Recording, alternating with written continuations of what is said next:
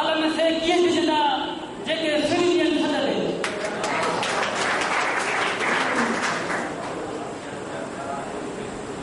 हाणे उन शख़्सियत खे घुराईंदुसि जंहिं अदब जी दुनिया में तमामु घणो नालो रोशन कयो न फ़क़ति पंहिंजो पर मटियारी शहर जो मटियारी जे तारीख़ खे जमा कयो तमामु जफ़ाकश कई महिनत कई ऐं तव्हां थो सलाम आहे शख़्सियत खे जंहिं मटियारी सादात मटियारी बुज़ुर्ग ओलिया ऐं सभिनी जूं तारीख़ूं गॾु कयूं तव्हांजे तारीख़ जे गुण में अचे थो काजी मसूद आहे हलो हलो कोई नाज़ की कंदी सारोनी जिनन साईं खलीफ़ शाह साहब साईं मुसाला शाह साहब असांजो महाराज कोच रहमतुल्लाह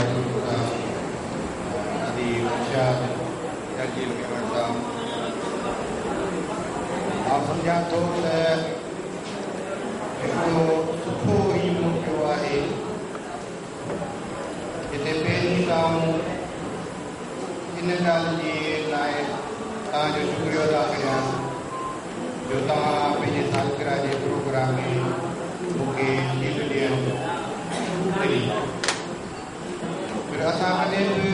एप्रीसिएशन लाइ कमु कयो अथऊं पंहिंजी ज़हनी सुकून जो मटियारी जी तारीख़ हुजे या सीरत ते किताब जो तर्जुमो हुजे या मटिया किताब जेके बि लिखिया अथऊं ऐं पंहिंजी ज़हन खे तस्कीन ॾियण लाइ लिखिया उन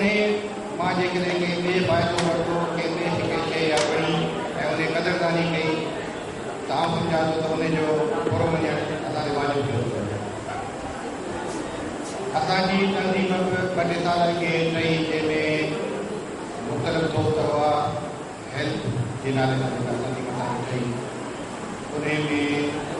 साईं अली शाह साहब डॉक्टर गुलाम साहब अब्दुल रशीद मेमण बाबू ऐं अहिड़ा काफ़ी दोस्त हुआ जिन हिकिड़े